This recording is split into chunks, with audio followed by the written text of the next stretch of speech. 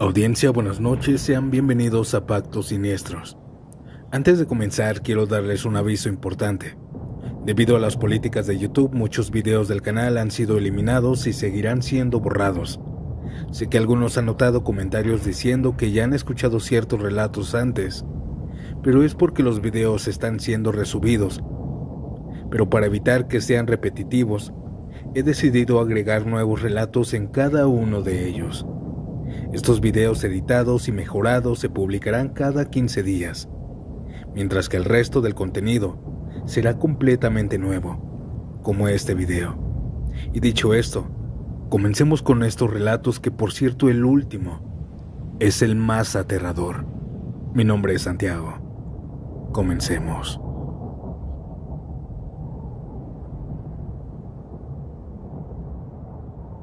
Desde que soy niño, en mi familia siempre se ha contado la historia de mi tío abuelo Aurelio, aunque nadie sabe con certeza qué tan cierta es. Algunos dicen que son exageraciones, otros aseguran que lo que vivió fue real y que pagó un precio muy alto por toda su riqueza. Aurelio fue hasta sus 32 años, lo que muchos de nosotros llamaríamos un fracasado. Había sido un joven con sueños, pero la vida lo llevó por caminos oscuros. Cayó en las adicciones, perdió lo poco que tenía y terminó durmiendo en la calle. Sobrevivió con lo que encontraba. Nadie en la familia hablaba de él con orgullo. Al contrario, era la vergüenza de la familia. Sin embargo, un día cualquiera cambió. Aurelio siempre contó que todo empezó una madrugada, cuando un hombre bien vestido lo despertó en la calle. No supo de dónde había salido ni por qué se detuvo junto a él. ¿No te gustaría salir de esa miseria?, le preguntó aquel hombre con una voz firme. Aurelio, agotado y hambriento, asintió con la cabeza sin pensarlo. Y fue entonces cuando el hombre le ofreció unirse a su grupo, asegurándole que con el tiempo lo haría parte de algo más grande. Al principio todo fue difícil. Lo llevaron a una especie de comunidad donde todos vivían juntos, eran muchos, pero no era un refugio ni mucho menos un centro de ayuda.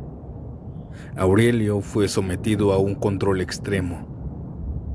Le decían qué comer, a qué hora dormir, con quién hablar. Cada uno de sus movimientos eran vigilados. Su sentido de identidad comenzó a desmoronarse. Después de tiempo dependía completamente del grupo. Si intentaba irse, le decían que afuera lo esperaba la ruina, que si se marchaba perdía la única oportunidad que la vida le había dado. Después de un año de manipulación, Aurelio entendió que no podía escapar. Sin embargo, eso era mejor que vivir en la calle. Una noche, le ofrecieron que para formar parte oficialmente de aquella secta, tendría que hacer un juramento. Contaba mi tío que lo llevaron a una habitación iluminada solamente por velas. En el piso había un símbolo extraño, y en el centro una gran mesa de madera, con lo que parecía un contrato grabado en ella. Esta es la única manera de obtener lo que deseas, dijo el hombre que lo había encontrado en la calle. El ritual era simple pero macabro. Debían entregar sus almas a cambio de riqueza y poder. Pero también había una condición: no iba a ser tan fácil. Como prueba de lealtad, tenían que amputarse 4 dedos de la mano, no con bisturí ni de forma quirúrgica, solo con un cuchillo viejo y oxidado. Aurelio dudó, pero en el fondo ya no tenía opción. Con la mente nublada por meses de manipulación y promesas de una vida mejor, lo hizo. Después de eso, después de ese sufrimiento, todo cambió para él. Cuando Aurelio regresó a la familia, nadie le creyó cuando contó lo que había hecho. Sonaba ridículo, una historia sacada de una película de terror. Pero con el tiempo, la duda se sembró en todos. Poco a poco su suerte mejoró de formas inexplicables. De vivir en la calle pasó a tener un pequeño negocio que de la nada se convirtió en un emporio, en una cadena de negocios. Todo lo que tocaba se volvía oro, por así decirlo. Las puertas se abrían para él sin esfuerzos. Y en pocos años ya era un hombre inmensamente rico. Pero lo más extraño era su mano. Siempre la mantenía cubierta con guantes y quienes lograban ver sus dedos mutilados decían que no parecían heridas comunes, sino algo peor, como quemaduras. El tiempo pasó y Aurelio vivió como un rey, pero la historia no termina aquí. Aurelio murió a los 66 años enfermo. Exactamente el día 6 de junio. La coincidencia era escalofriante, pues él decía que su alma se le había vendido al diablo. Y su fecha de su muerte fue 666, la marca del diablo. Después de su muerte comenzaron los rumores. Algunos decían que su alma no estaba descansando en paz. Se decía que se le veía deambulando en su rancho, apareciendo en los pasillos como si supiera que su tiempo aún no hubiera llegado a su fin y que no quería irse. Un día simplemente desapareció. Los que creen en esta historia dicen que el diablo vino a cobrarle su deuda, que por más riqueza que obtuvo, el trato tenía un precio que tarde o temprano tenía que pagar. Aquel rancho también nadie lo utiliza, nadie va, pues dicen que está maldito.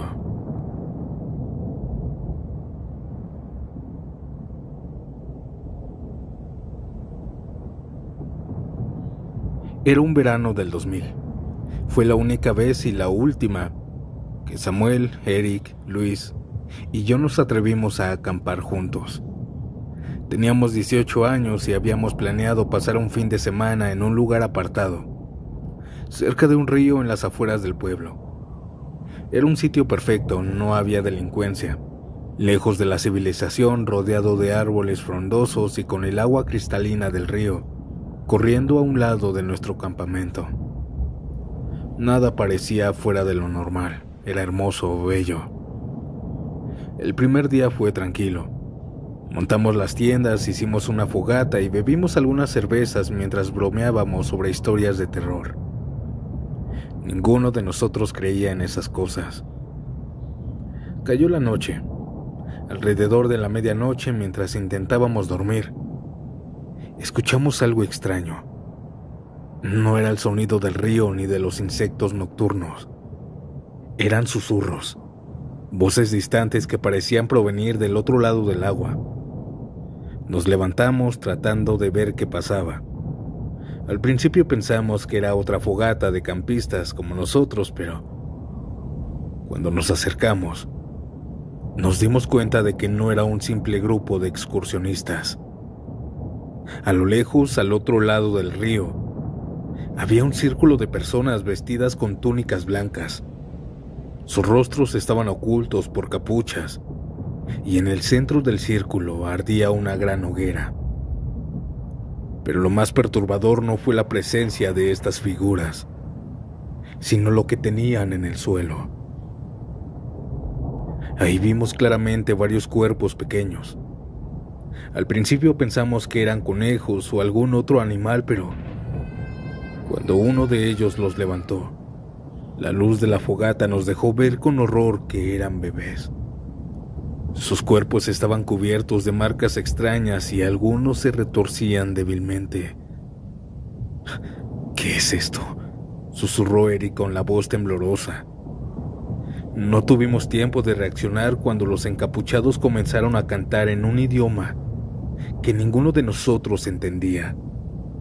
El canto era monótono, inquietante, como si no fueran humanos. Y fue entonces cuando también lo vimos. Uno de ellos también sostenía a otro envuelto en una manta blanca, En la hoguera echaron algo para que el fuego se intensificara. Mi mente se negaba a procesarlo, pensando que tal vez sería un bautizo extraño, pero cuando los arrojaron, no pude pensar en nada. Luis se tapó la boca con ambas manos y Eric retrocedió en silencio. Sabíamos que no podíamos hacer nada. Éramos solo 4 jóvenes contra lo que parecía ser una secta completa. Nos quedamos petrificados, obligándonos a no respirar, a no movernos, hasta que el canto cesó de golpe. Un silencio sepulcral cayó sobre el bosque. Y fue aquí cuando nos vieron. Uno de esos hombres giró la cabeza en nuestra dirección. No esperamos más.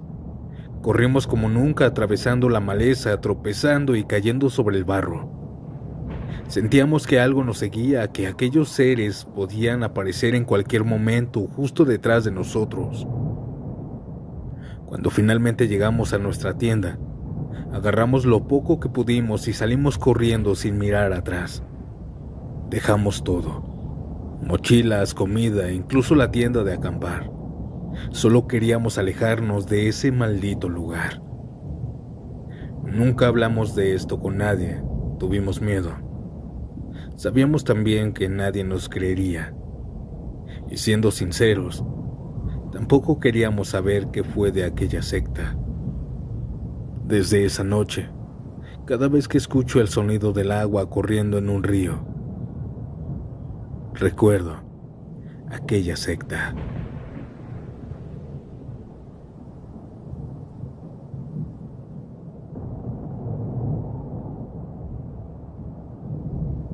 Voy a contarles algo que me sigue atormentando hasta el día de hoy. Mi nombre es Sara. Tengo 33 años y hace 10 años esto me sucedió. Conocí a una compañera de trabajo llamada Daniela. Desde el primer momento supe que era diferente para nosotros. Ella vestía siempre de negro, usaba collares con símbolos extraños y tenía tatuajes demoníacos. Cada vez que hablábamos terminaba mencionando su culto. Decía que ella había entrado desde los 17 años de edad y que gracias a él, al demonio, tenía protección y poder. Ella presumía ser satánica con orgullo y, aunque al principio no le presté mucha atención, con el tiempo nos fuimos haciendo mejores amigas. Daniela siempre intentó convencerme de asistir a una de sus ceremonias. Decía que ahí encontraría respuestas, que podría experimentar algo más allá de lo terrenal. Yo nunca me lo tomé en serio, hasta que una noche, por curiosidad y por un poco de miedo a decepcionarla, ya que ella era mi amiga, acepté su invitación. La verdad, nunca pensé que sería aterrador. Llegamos a un lugar apartado en las afueras de la ciudad. Era una especie de hacienda abandonada cubierta de enredaderas y con símbolos grabados en sus muros. Adentro, el ambiente era sofocante. El aire olía a incienso y algo más. Era algo podrido. Daniela me guió en la oscuridad hasta una habitación iluminada por antorchas. Y ahí fue donde varias personas vestidas con túnicas negras me estaban esperando en silencio. Antes de darme tiempo de reaccionar, 2 figuras encapuchadas se acercaron y comenzaron a untarme un aceite denso y pegajoso en todo el cuerpo. Me dijeron que era una purificación. Hasta este punto yo ya estaba arrepentida de ir, pues yo soy católica. Aquel aceite me quemaba la piel. Ellos también me dieron una túnica negra con capucha y me llevaron a una sala donde había un altar con la imagen de un demonio. Él tenía cuernos retorcidos y patas de cabra. Era gigante, tal vez 2 metros. Oye, inclínate ante él. Él será tu nuevo rey, me susurró Daniela al oído. Yo no quería hacerlo, pero tenía miedo. Miedo de lo que pasaría si no obedecía, pues todos tenían algún tipo de hoja de afeitar. Lentamente me arrodillé y toqué el suelo con la frente. Después me dijeron que besara los pies y también lo hice. Y fue entonces cuando un murmullo profundo recorrió la sala. Era como si estuviera despertando algo antiguo. Después de eso me llevaron a una iglesia improvisada dentro del edificio. Solo había velas y paredes cubiertas con imágenes de demonios y pentagramas pintados, con algo que parecía como sangre. En el centro de esa iglesia, una mesa de piedra esperaba, y sobre ella, un animal atado. No se veía bien qué animal era hasta que comenzó a chillar. Ahí fue cuando me di cuenta que era un cerdo gigantesco. Solo recuerdo sus chillidos desgarradores cuando lo partieron a la mitad frente a mí. El líquido caliente salpicó mis manos y antes de que yo pudiera reaccionar, Daniela me entregó un cuenco con sus entrañas. Bebe, bebe o serás la siguiente. Esto fue lo que me dijo. El miedo me paralizó, todos me miraban con ojos fríos y vacíos, esperándome nada más. Mi mente me gritaba que corriera, que huyera de ahí, pero mi cuerpo no respondía, mis piernas temblaban nada más. Así que llevé el cuenco a mis labios. El sabor metálico y espeso me revolvió el estómago, pero tragué. Un aplauso de aprobación recorrió la sala y entonces algo en mí cambió. Mi visión se tornó borrosa y sentí que me iba a desmayar. Aquellas personas me ayudaron y me comenzaron a felicitar. Me estaban dando la bienvenida a esa secta. Desde esa noche comencé a ser parte de esta secta. Daniela me había obligado. Yo no volví a ser la misma con ella y al poco tiempo, Daniela desapareció del trabajo y hasta de su casa. Ya no supe más de ella.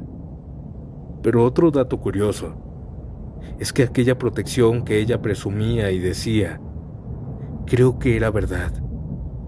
Pues una ocasión al ir caminando de noche a mi casa, un asaltante se me acercó y me quiso quitar todo mi sueldo.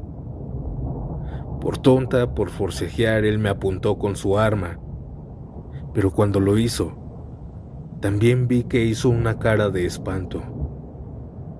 Él decía que algo estaba atrás de mí. Era algo que le aterró y se echó a correr sin ningún motivo. De esto ya pasó años y aquella protección ya no la tengo porque nunca más volví a aquella iglesia.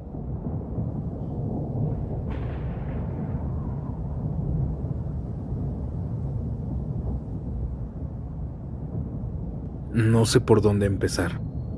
Lamento que mi historia sea larga, pero no quiero omitir ningún detalle. Lo que viví me sigue marcando hasta el día de hoy. Y es que cuando tenía 17 años fui ingresada a un lugar llamado Casa del Refugio, aunque en realidad era un anexo. No llegué ahí por voluntad propia ni porque lo merecía. La pareja de mi papá en ese entonces decidió que debía estar ahí. Aunque nunca fui adicta a nada. No tenía razones para ser encerrada, pero eso no les importó. Desde el primer día supe que en ese lugar no era lo que aparentaban. La primera semana me mantuvieron aislada en un cuarto. Lo llamaban el tesorito, un término que usaban para quienes aún no podían convivir con las demás internas. Cuando finalmente me permitieron salir, pasaron unos días antes de que me enfermara gravemente de gripe. No llamaron a ningún doctor ni avisaron a mi familia. Mi papá nunca supo lo que me estaba pasando. Me estaba muriendo ahí y a nadie le importó. Los colchones que estaban ahí también estaban muy mal. Estaban infestados de chinches, sucios, inhumanos. A los 4 días de haberme recuperado de la gripe, mi piel también comenzó a llenarse de llagas. Soy de piel muy sensible y el dolor era insoportable. No podía caminar. La única persona que realmente se preocupó por mí fue una niña de 16 años. Llamémosla Sabina. Ella y otras chicas me daban ánimos, me ayudaban a soportar el dolor. Sabina me limpiaba las llagas con agua y carbonato porque nadie más me ayudaba, ni siquiera la mujer encargada del lugar. A las mujeres que se portaban mal, las encerraban en un cuarto oscuro, sin agua ni comida. Vi con mis propios ojos cómo atacaron a una mujer mayor, en situación de calle, solo porque no podía dormir. Las demás internas la golpearon y la amarraron. Ella nunca dijo nada, ni siquiera se quejó. Con el tiempo nos trasladaron a una bodega. Ahí dormíamos en el suelo, con apenas unas cobijas para el frío. Ese lugar era un lugar controlado por gente que se hacía pasar por cristiana, liderado por una supuesta pastora. A los familiares les mostraba una cara amable, tierna, pero era una mujer cruel. Me acuerdo perfectamente que había una interna, llamada Sara. Ella tenía una niña de apenas unos 2 años. No le permitían estar con su bebé porque inventaron que quería hacerle daño. Yo la cuidé muchas veces a Sara y sé perfectamente que eso no era verdad. Solo querían separarlas. Y todo este maltrato fue escalando. Poco después nos comenzaron a dar comida en mal estado. Caldos con dientes, huevos con uñas, cosas tan asquerosas que preferían no comer mejor. La comida venía del banco de alimentos, que en realidad era la central de abastos. No había ventanas en esa bodega, solo única puerta de entrada y salida. En la bodega formamos un pequeño grupo de 4 niñas. Nos cuidábamos entre nosotras. Yo me llevaba muy bien con Sara y con otras 2 mujeres. El día que yo cumplí 18 años, la pastora hizo que me aventaran una cubeta de agua helada a las 6 de la mañana para despertarme. Mala idea. Al día siguiente tuve fiebre, pero nuevamente no llamaron a ningún doctor ni avisaron a mi familia. Y de hecho me enteré que mintió para que no me visitaran. 2 días antes de que nos trasladaran a otro sitio, la pastora mandó a llamar a Sara en plena noche. Yo estaba hablando con ella y con otra interna cuando una de las ayudantes llegó a decirle: «Te habla la pastora». Me pareció extraño. Siempre la trataba con desprecio. ¿Por qué querría verla a estas horas? Sara estaba temblando, pero se levantó y se fue. Y desde esa noche, nunca más la volvimos a ver. A la mañana siguiente noté que Sabina estaba rara, pálida, con la mirada perdida. Algo le pasaba. Poco después también la pastora entró al cuarto y nos dijo que Sara se había escapado. No le creímos ni por un segundo.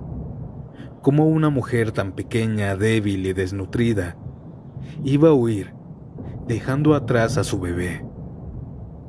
Más tarde, cuando nos trasladaron a otro refugio, agarré valor y enfrenté a la pastora delante de las demás y le exigí saber qué había pasado con Sara. Su respuesta fue aún más absurda. Pidió puerta a cambio de su hija, nos dijo, como si hubiera negociado su salida, dejando atrás a la niña. Yo hasta este punto ya no me tragaba sus palabras. Sabina sabía algo, lo notaba en su mirada. Yo me acerqué a ella y le dije con firmeza: «Dímelo ya». Sabina me miró aterrorizada y susurró: «La noche que llamaron a Sara, subieron el refrigerador y después de un rato lo bajaron». Era un refrigerador pequeño de un solo compartimiento. Después de esa noche, aquel refrigerador desapareció. Lo supe en ese instante. A Sara no la habían dejado escapar. Algo le habían hecho. Y la pastora sabía la verdad. Desde ese momento ella intentó hacerme la vida imposible. Me castigaba, me dejaba sin visitas. Incluso manipuló a la expareja de mi papá para que me golpeara frente a ella. Pero yo ya no tenía miedo. No iba a ser la siguiente. Me volví más fuerte, más temida. Formamos una resistencia. Me convertí en alguien a quien nadie podía tocar sin consecuencias. Y la pastora lo sabía. Un mes antes de que me fuera a buscar, desapareció sin dejar rastro. Cuando por fin me sacaron de ese infierno, regresé a mi casa y ahí la encontré. La pastora estaba en mi casa, en mi propia casa. Tuvo el descaro de insultarme y amenazarme. Yo no soporté esto. Decidí volver al refugio. Tenía que saber la verdad. Seguí investigando y me enteré de que la desaparición de Sara había llegado a oídos del pastor principal. En las prédicas la mencionaba, pero parecía no creerlo del todo. Hasta que alguien más habló. Una de sus cuidadoras, que también tenía a sus hijas ahí, me confesó algo aterrador. Yo sé dónde tiraron el cuerpo de Sara. No les conviene que yo hable. En ese momento sentí que mi mundo se desmoronaba. Me encerré en mi habitación y lloré a mares. Después de eso, mi única prioridad fue proteger a las demás. Nadie las tocaría mientras yo estuviera ahí. Pero el infierno ahí no terminaba aquí. Se decía que el refugio estaba vinculado a un grupo criminal, que las mujeres no escapaban, sino que eran secuestradas, que los internos vendían sustancias, que la otra iglesia, la que se incendió, ardió para deshacerse de las mujeres que tenían adentro. Nunca sabremos cuántas desaparecieron realmente. Me tomó meses salir de ahí, y cuando por fin lo logré, intenté advertir a otros, pero nadie me creyó. Hoy tengo marcas en mi piel que me recuerdan lo que viví. Cada noche, aquellas pesadillas vuelven. Escribo esto porque la gente debe saber la verdad. Si alguien está pensando en meter a un familiar en un anexo, piénsenlo por favor 2 veces. Un encierro no cambia a nadie para bien, solo destruye. Yo cumplí una condena injusta, vi cosas que jamás podré olvidar, y todavía vivo con el miedo de que la historia de Sara no sea la única.